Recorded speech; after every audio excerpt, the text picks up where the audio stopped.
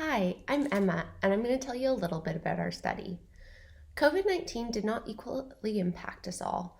For individuals who already faced adversity or disadvantage, they were disproportionately affected by both the virus and the response measures.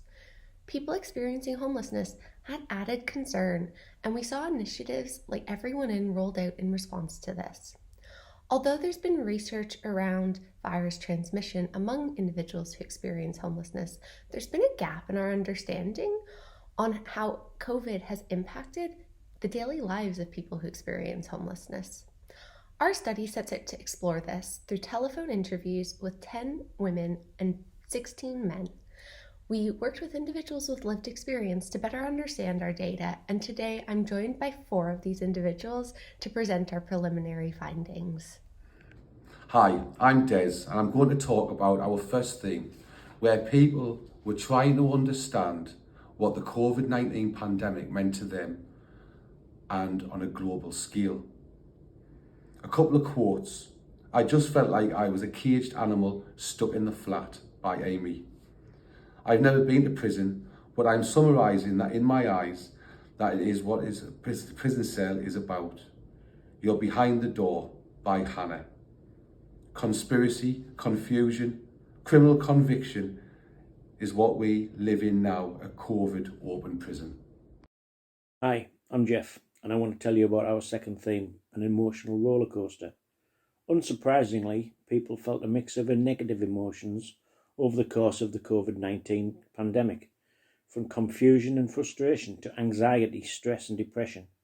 These emotions were not mutually exclusive, and each day could bring new feelings.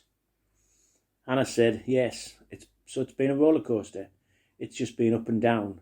The full time I'm trying to live in a hostel system. It's just been a roller coaster of emotions. And Ian said, I think they may have underestimated the consequences of the lockdown and what it's doing to people's minds. I'm just one of the few people that's suffering a little bit from that. Hi, I'm Joanne. A lot of people had to become comfortable to learn what it meant to feel alone, as COVID-19 restrictions meant they were unable to see friends or family.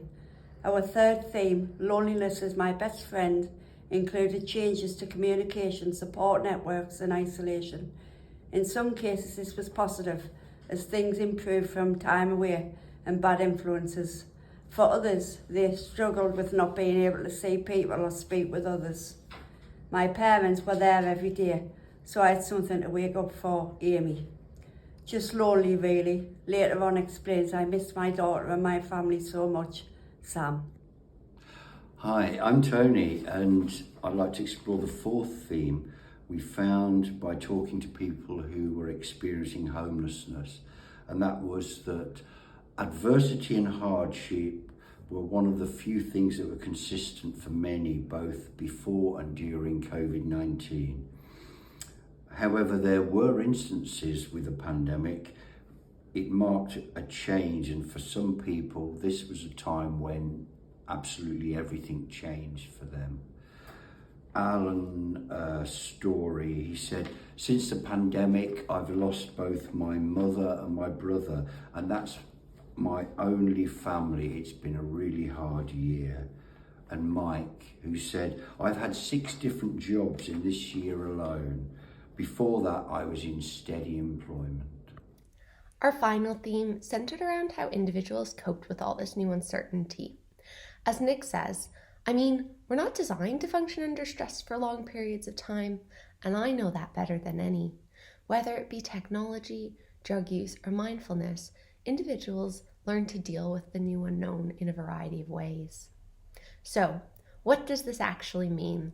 Although we're still analyzing our data, our initial findings suggest there's been a wide array of impacts for people who experience homelessness, and we suggest that policies and initiatives developed to support post-pandemic recovery should reflect all of these issues. Thanks so much for listening.